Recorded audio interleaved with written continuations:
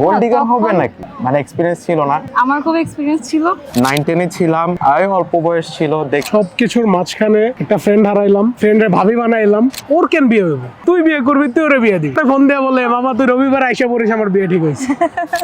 আমাদের শুরুটা ছিল 2018 সালে।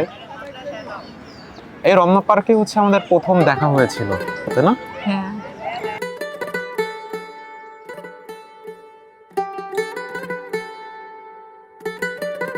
আমরা প্রথম হচ্ছে মেসেঞ্জারে কথাবার্তা বলতাম। আমি ইন্ডিয়া গিয়েছিলাম, তো একটা ক্যামেরা কিনেছিলাম। আমার খুব শখ হচ্ছে ফটোগ্রাফি করা, তো ওই ফটোগ্রাফির জন্য আমি একটা ক্যামেরা কিনেছি। তো দেখা গিয়েছে যে আমি একটা স্টোরি দিয়েছিলাম মেসেঞ্জারে, তো সে সেই মেসেঞ্জারের স্টোরি রিপ্লাই দিয়েছিল।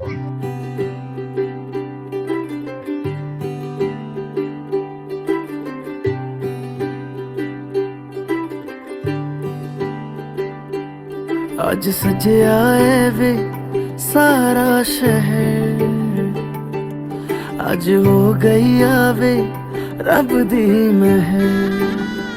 हाय सजे आए वे सारा शहर, आज हो गई आवे रब दी महर। ফার্স্টে আমার কাছে মনে হয়েছে কি, ক্যামেরার ছবি দিলাম, এখনই রিপ্লাই দিল, অন্য কোনো ছবিতে কেন রিপ্লাই দেয় না? গোল্ড ডিগার হবে নাকি? তুমি এটা চিন্তা করছিলা? আচ্ছা যাই হোক, তোমার গোল্ড আছে, যাবে নিয়ে যাও। যেহেতু আমার মানে এক্সপিরিয়েন্স ছিল না, আমার ফার্স্ট লাভ। আমার খুব এক্সপিরিয়েন্স ছিল। अखियां चो डिग दे हंजू खुशियां दे, तेरी बन जाना अज तू सजना वे। अखियां चो डिग दे हंजू खुशियां दे, तेरी बन जाना अज तू सजना वे। আমাদের শুরুর দিকের কিছু ইন্টারেস্টিং বিষয় আছে, যেটা একদম যদি আমরা উল্লেখ না করি তাহলে হয় না। আমার সবচেয়ে কাছের বন্ধু, আর বন্ধু না, বন্ধুর চেয়ে সবচেয়ে মানে উপরে যদি কিছু থাকে, আমার ভাই রাফি।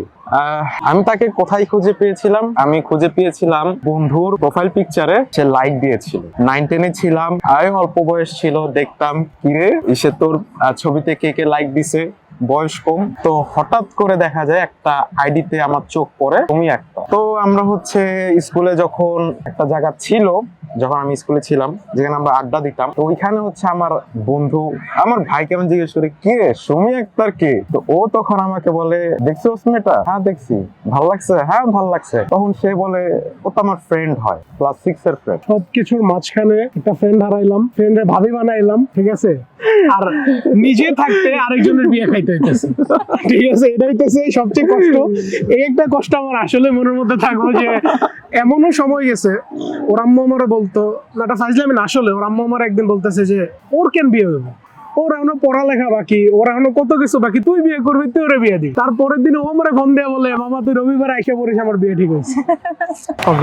खुशियां दा चढ़िया अज वेला वे, सारे आने नचना, सारे आने गाना वे। खुशियां दा चढ़िया